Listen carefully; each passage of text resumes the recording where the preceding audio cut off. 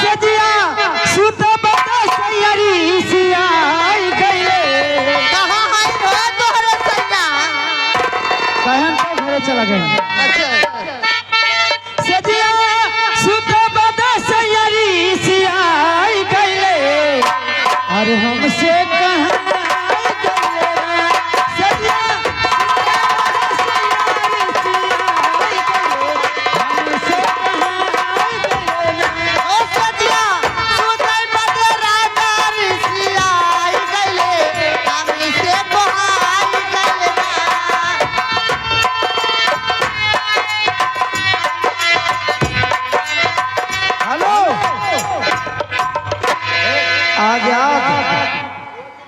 ये आगे मानिए शेर बहादुर आजाद बसपा पार्टी ड्रामा सेंटर मतलब ड्रामा आपको करवाना है तो मानिए शेर बहादुर से मिले। इनकी तरफ से 11 रुपया, हमारी तरफ से लाख लाख बधाई धन्यवाद।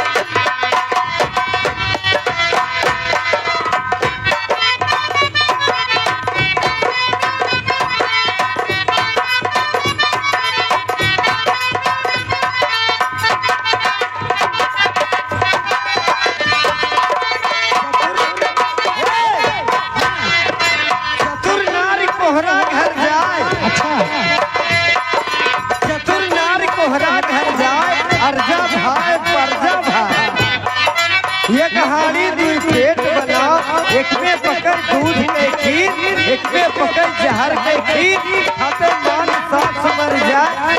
जय गंगा।